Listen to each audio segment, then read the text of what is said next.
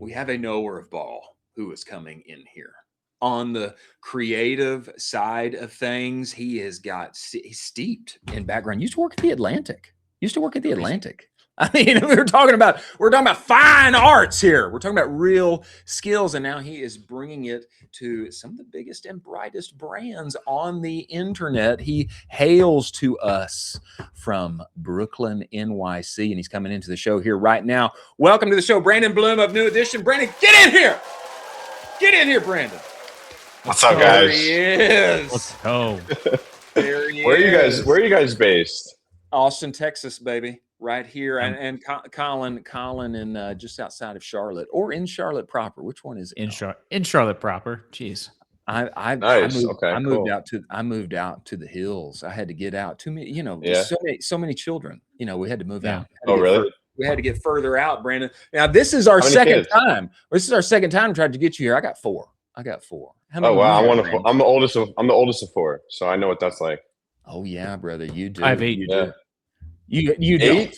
You don't. No, I'm just messing with you guys. You don't. Just wanted to feel included. But I'm trying to get there though. I'm trying to get to number really? 8. I'm trying. No, I'm not. But that would be wonderful. Are you done at 4? Is 4 is a lot, right? It's a healthy amount. It's a healthy amount. Yeah. And I don't know how my parents did it. Yeah. My parents went from 2 to 4. They had my brother and sister are twins, so the 2 to 4 jump must have been brutal. I can't even imagine. Yeah, that was a serious uptick for them. It was. Sure. But you guys made it out okay. I mean, I'm looking at you. I don't know. We'll see. Yeah, we'll see. We'll see. We'll see. But so far, so good. I don't know. But I'm excited for the invite, man. Thank you guys for having me. This is awesome. Absolutely. Love what you guys are doing. Well, we love what you're doing, brother. And man, I want to get some background from you. Brother, there's not many people in our space that have the kind of resume that you do. Just give us some foundational perspective on you and where you got here today. I mean, you were working at the Atlantic, you're doing all kinds of things, and now you're bringing the best creative on the interwebs to everybody that works for you. How'd you get here? It's been a windy path, I would say, but I started my career, like you said, in marketing at these agencies. Atlantic Media was like the first job I had in New York. Just on the account side, learning some stuff about advertising, but this is more traditional media, I would say. Like, so you're talking like the custom content, the banners, like, I mean, the old kind of digital marketing, digital advertising. I got my start in that kind of world, and then I started a brand with my brother in 2021. It's kind of like a side project. Yeah. It was an apparel brand. It was like a way for us to give back during the pandemic. We never got it to max, like we never really scaled it like a crazy amount, but we got it to like a mid 6-figure brand and learned a lot about e-com that way. Like I didn't even know I was in e-com, but then I looked up and we were like trying to figure out Shopify. My brother was building the website. It was just like, one thing after the other. There's a lot of things I could say about that business. But a couple of years ago, I started my own shop and I kind of like moved away from that brand. It was apparel is a tough category. Tough. We didn't raise any money. We were just grinding, like trench warfare, grinding out sales, doing pop-ups. It was just exhausting. It is. But I learned a lot. And then I started my own agency and I've just been like networking, throwing events in the city, trying to provide value as much as possible. And that's what I've been doing the last like year and a half. And I basically built the agency through relationships, honestly. Just people. I know you mentioned like the knower ball thing. I mean, I throw a basketball event, I throw a dinner. That's right. I do all kinds of things, and I just want to build a great network and just provide value. That's like really my focus right now. I find that so unique how you have been crafting and creating these events. I want to double click on that. But go ahead, Colin. Well, I was just going to say, I feel like you kind of sold yourself short on what you did with that brand. I mean, you've donated thousands upon thousands of meals to folks with that brand. And that is absolutely incredible. I think you definitely should give yourself the kudos for that, where it's like, we'll give it to you. Yeah, we'll give it to you. That's absolutely unbelievable because most brands it was very rewarding whatsoever. Yeah, that's absolutely incredible. Yeah, for sure. It was great. Yeah, that's huge. I would love to talk about these basketball matches that you're putting together with founders, investors, brands, all of that. Could you walk us through like How did this come to be? Did you just wake up one day and you're like, I love basketball. I'm going to get all my friends involved. Like, how did this come to be? Yeah. So when I started the agency, I thought, I had to start building, get my name out there. So I started hosting events. Like I said, I do an event at Shopify every quarter. That's really successful. I started hosting a monthly pickup basketball game just because I do love basketball. I've been playing my whole life. Always made friends that way. I've always built relationships that way. And it was a really simple, basic concept. I would just invite clients. I would invite people I wanted to work with. I'd invite founders, investors. I'd rent a court here in New York City and Brooklyn for 2 hours. I started doing it every month. I called it Founders Basketball. There we go. And people just loved it. And we've never really, it's been all organic. We have over 1,000 people, founders mostly, on our email list. We have a run in LA, a run in New York every month, a run in Boston every month. Hopefully Seriously? a couple more cities. Yeah, and we're gonna. This is like it's like nationwide, man. It is. We're building like a community of founders that love that are like niche down to like loving the game of basketball, loving connecting that way. And it's pretty category agnostic. It's CPG, it's venture, it's tech, it's media. It's all over the map. So it's been pretty cool, and we've gotten sponsors involved, and it's honestly been amazing. It's been a labor of love to this point, but it's starting to monetize a little bit. Which category is the best players? Is it venture or is it the CPG guys? I feel like it's CPG guys. That's a great question. They grind, so they're probably used to. They probably throw some elbows around on the court. That's a good point. That's a good take. You know you have to grind CPG. It's just exactly. It's just you gotta throw some elbows. They're managing the game. You know what I mean? They're right. a game manager. Yeah, they don't want to drive. They're just trying to knock down threes. Yeah, they're not as physical. Yeah, there you go. No, it's a good question, actually. I don't know what category is the best ballers. But maybe we need to do some sort of tournament where we find out. I think so. That would be amazing. I think we do. Yeah. Maybe in Rucker Park or somewhere exciting. There you go. Yeah, for sure. Man, so I find this like compelling. I mean, brother, you're putting on an event at Shopify in NYC. Once a quarter. Yep. That's unreal. That's great. You've got the basketball, you've got the basketball games going on. Like they're expanding in multi-cities. Tell me, number one, I'd love one to come to Austin. Not that I'm any good at it, but I'd love one to come to Austin. Do we have one in Austin? Yeah. We don't, but it's funny. I was just on a call. I might come down there in a month for there's a summit on May 8th. Come. Yeah, I might come down. And if I do, I'll definitely let you know. You should come. Let us know. But tell me about these events at Shopify. I mean, it is like in my mind, Shopify is kind of like it's like hallowed internet ground. When you get in there and you bring people in there. I mean, what does this look like, bro? I've been seeing the pics, but tell me what this thing actually looks like when it plays out. So I partnered with so this guy Anson here in New York City started this concept called Ugly Talk. It's like a live panel, mostly all over the map in terms of like content. So they'll do stuff about fundraising, e-commerce, real estate. Like it's pretty all over the map. But he reached out to me. We became friends, and he reached out to me about doing a panel at Shopify. This is like a year and a half ago, and we basically partnered on it. I helped him with panelists. We help each other with sponsors. Shopify is obviously an amazing partner. They let us use the space. And we just try and have good. It's similar to it's not live like what you guys are doing, but it's similar. We're just trying to have cool conversations, learn from people who are doing it, learn what's working, what's not working, and we pack the place out. We get like 220 people in there. It's like the max capacity, and people love it. And again, coming from a value standpoint, like I'm trying to provide value for the audience. I've gotten better at it. I'm sure you guys have too. Every time you do this, like you get better at doing it, and that's been cool too. It's just been a chance for me to like be a leader in the space, and I try to take advantage of it. What I'll say too is that if you can meet people face to face, get to know them, shake hands with them, they listen to you, you listen to them. I feel like, I'll just say, I mean, I've been agency side a couple of times. I've been brand side, and now I'm on this side. But I find as a buyer, if I can meet somebody and I like them, and they give me some little juicy tidbits, some knowledge, some nugs.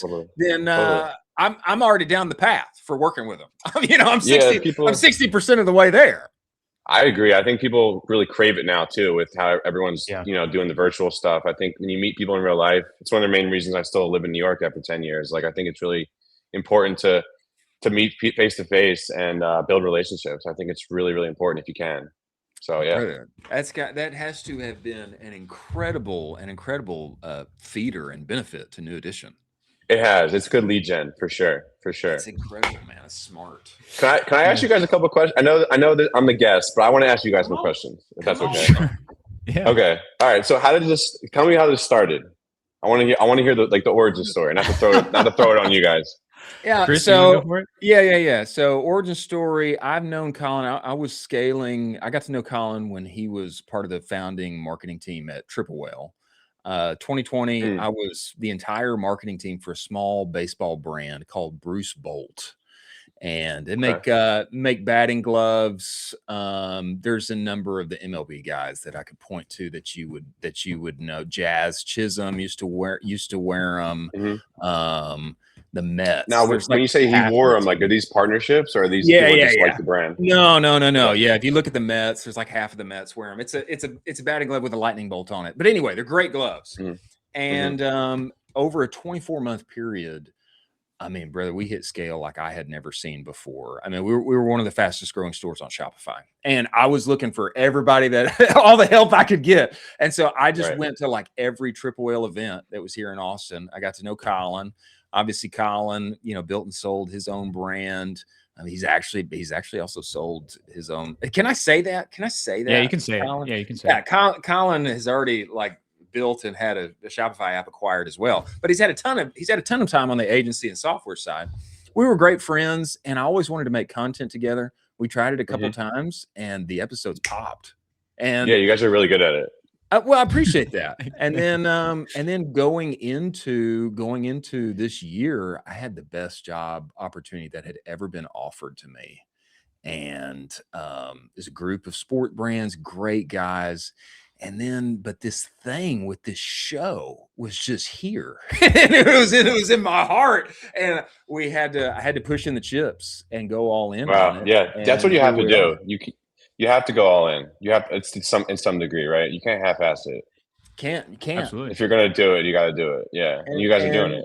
Now we're here. We're we're endeavoring to be the TBPN Pat McAfee daily show for e-commerce, and I love it. We're doing. I love it. The live streaming thing seems to be a big thing right now. It's big, massive. It's big. Also on the brand side too, not just on the 100%. Like the brand. Yeah, we talk about this a lot on the show. Whatnot. What do you think it is? I think it's just people about live streaming. Connect with people. Yeah, it's the authenticity. We've seen so much. Right. Chris calls it, the AI slopification of the internet. And it's just we want to have, the real human beings interacting with stuff. Right. And you can't hide. You can't hide. It's fully authentic. You can't edit it. Yeah. You can't edit it. And so it is the truest form that a brand can push themselves in front of a consumer. And we had BattleBox on, and they turned Whatnot into their second largest channel, and they're a massive company. They're massive. It's not like oh, this is a 6-figure brand. This is a massive brand that has shows on Netflix, and they're doing all the crazy things, and they're like, yeah, Whatnot's our second channel now, and it's we're live doing on Whatnot. Whoa, are they doing it every day? Yeah, they have do it every day. They have a whole schedule. They have creators. They have managers. It is like a full. It is banana sandwich. Yeah. Well, Brandon, and you guys, yeah, go ahead. You go. Well, you guys are doing this every day. Is it every weekday? Every weekday. Yep. We're here, brother. 12 Wow, p.m. Central, live and in living color. And you know this. You know this, man. I am convinced, and you know this from your events, but I am convinced that everybody needs to make AI bets. Adopt all the tools, workflows, increase productivity, all the things. And I think everybody needs to make anti-AI bets. Yeah. And how do you make an anti-AI bet? You get in real life, you make live content, you get as close to the consumer as possible, because as all of this proliferates and modern life continues to get more and more isolated, what we yearn for is we yearn for human presence, and we yearn for in real life experiences. And so the way to do that digitally as close as possible is to be live. Yeah. Well, I love it. I love what you guys are doing. I love how you guys have niched into like the e-com space. So you're not. It's similar to was it TBPN? There, you got to be niche, or else you can't appeal to everybody, right? You got to just appeal to a small. That's the same thing with brands, right? You got to appeal to a certain type of person. Yeah. Yeah. Absolutely. Exactly. I love it. Cool. I'm glad that we got to connect. Brandon, tell me this before you get out of here, brother. You're making creative and you're working with great brands. I mean, what do you see happening? What do you see happening right now that brands are struggling with that you guys are doing on the services side to uniquely help? Because I will say, in this new era of the internet, man, meta has been a significant struggle for everyone. Yeah. And it's not it's not 2020 anymore. It's not 2017 anymore. And what do you see happening, and how are you guys bridging the gap? It's a good question. There's a lot of different brands, a lot of different kinds of ways you can win. I would say creative is really important. So just there's a lot of AI, but there's a lot of AI tools you can leverage to make really good content that's not AI. So for example, like working with UGC creators, we spend a lot of time briefing creators, and we're using Claude and we're using all these tools and we're using scripts that used to work or worked in the past for the same client, and just really able to churn out a lot of content that way. Anyone that's almost every brand needs UGC creators. If you don't have a founder that's going to create the content, ideally you have both. But I work with brands that, founder market fit's a real thing, where like the founder doesn't look like the brand, like the target audience. And that's like an issue, because you can't pull that lever. If you can, that's amazing. I've worked with brands who can do that. And that's also great, but that doesn't mean you have to look like your audience. You can still win in other ways. And one of the ways is through creators. That's something that I think brands could do a better job of. They try and do it themselves, but then they might source the creators themselves, and then they're like not briefing them the right way, and it's a lot of work. And so that's kind of where I try to come in and provide value, is just taking that off their plate, and then just like doing things that don't scale, like handwritten notes, just like building relationships. I think is really important in the early days. Like, I mean, you can obviously. It sounds like you had a lot of success with the brand that you were the baseball glove brand, but I still think it's important to like build real relationships on the brand side too. So like working with creators that you like to work with, who love the brand, who want to post about it. It's easier to negotiate with those kinds of people. True. You find the creators that you like, and then you can build and build and build, and you don't have to go all in right away. And I don't know, it's just, every brand's different. It's not the best answer, but I think just doing what works, looking at the data, seeing what works, and just keep doing that. Don't overcomplicate it. Just see what works and keep going with that. Well, in that vein, Brandon, we look forward to the next big Founders basketball game that's going to eventually come to Austin. Man. I know it's going to come. The big boy tournament, and we need to make it happen and see who has the best ballers. Which version. Yeah, we got to find out. We got to find out. Well, guys, probably. You know what I mean? Thank you guys for reaching out. It was really cool to chat with you guys. I hope we can stay in touch. Absolutely. We will, man. Guys, if you're ever in New York, let me know. We will. We'll do it. All right. See you, Brandon. All right, guys. Later.